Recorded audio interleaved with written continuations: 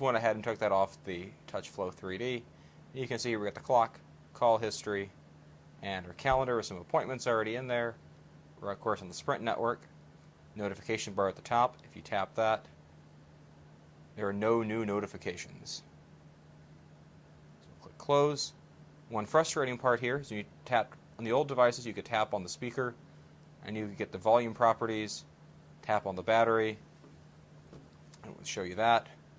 See here on the Mogul, if I tap that, it gives me volume properties, and you could silence the phone just right there from the home screen.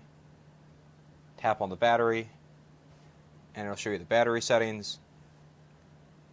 With the TouchFlow 3D enabled, that is no longer available as an option on the Pro 2.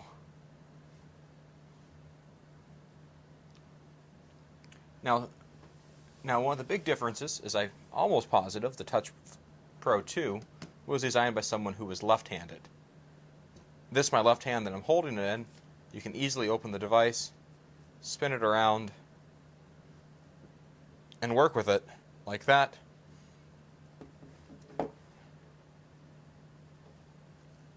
But the Mogul, here, I'll hold it with my other hand, slides the other direction, as you can see.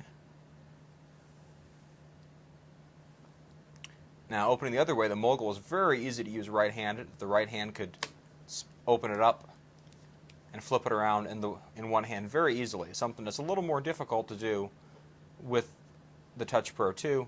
My left-handed friends seem to indicate that the Touch Pro 2 is more comfortable to them, so I'm almost positive a lefty probably designed the Touch Pro 2.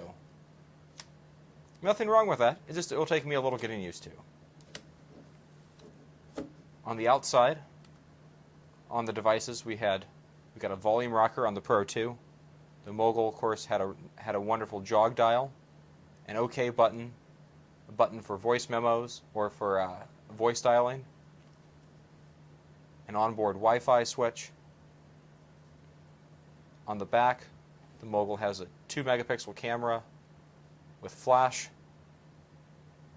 The Touch Pro 2 has a 3.2 megapixel camera with a mute button for its speakerphone.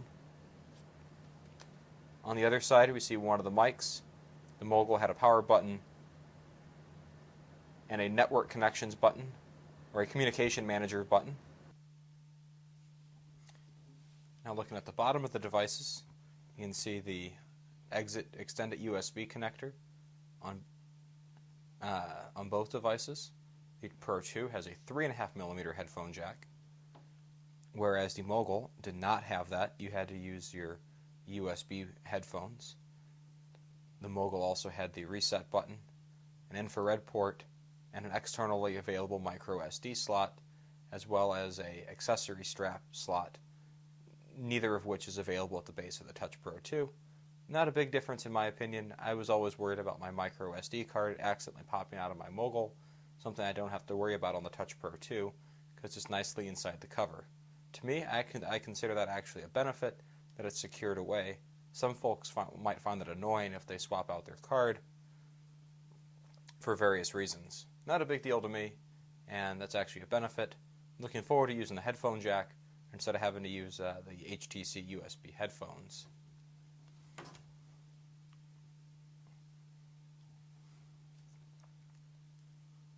One other difference with the device on the Sprint Mogul, I was easily able to lock the device with a quick home screen widget. Unlock here. With TouchFlow 3D enabled, the lock comes just by pressing the power button on the top. I can tap the screen, tap the buttons, nothing happens until I touch that again. However, and then all of a sudden it becomes responsive, and in the meantime I can tell I've already gotten a new mail.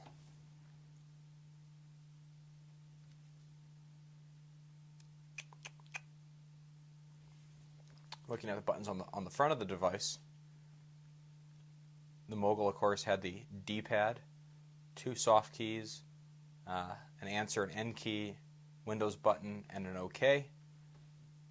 The Pro 2 has the answer, an end call button, no soft keys, a Windows button, and a back or an OK button at the base. And then here, it's a integrated zoom slider.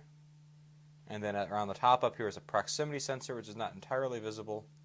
The Mogul also had a dedicated button for the Internet Explorer, as well as for text messages or emails. Very nice. One very nice feature with the Mogul, with the wheel, that when you slid it open into landscape mode, you could very easily use your finger behind while holding the device to be able to scroll through emails by rotating the click wheel. Very handy, very nice, made it very efficient. Also, you had the two soft keys and a dedicated OK key on the keyboard.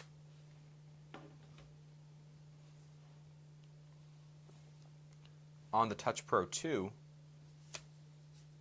you get a very nice 5-row keyboard that's very easy to type on, except for there's no OK key, so there's no way to go back with the keyboard to be able to go back from the current screen to the previous screen without taking your thumb off the keyboard and moving it up to the screen. There's also no soft keys for these lower soft buttons.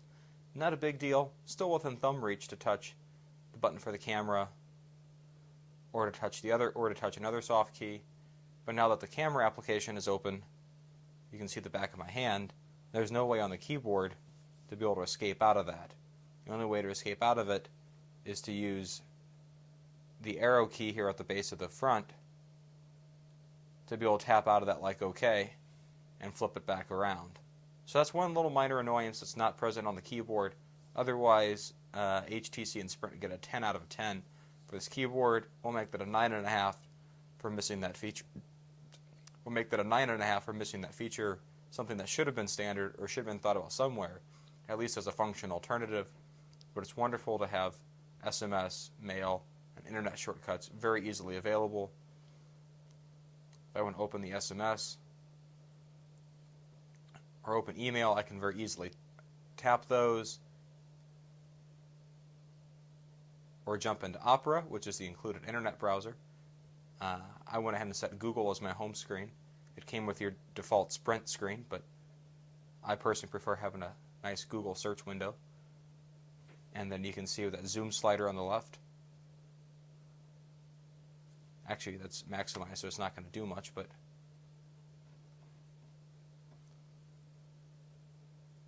here we go with that zoom bar. Going out and back in. One thing you'll notice is it's kind of arbitrary in terms of where it zooms in the top corner. It won't zoom from the center, so it takes a little getting used to figure out where exactly it's going to zoom and how to scroll a page to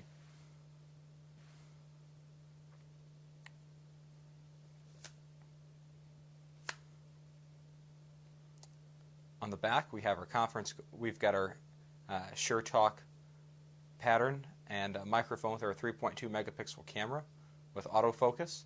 You can tap the screen to be able to focus.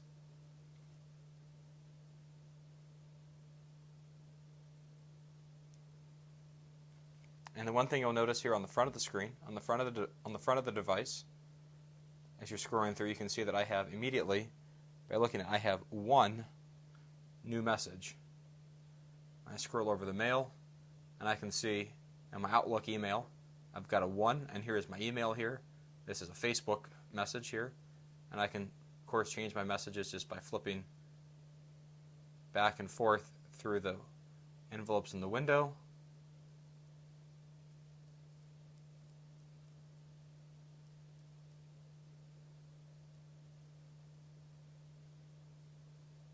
And then on the side here are my different email accounts, Outlook, Gmail, and Yahoo, that are all tied in.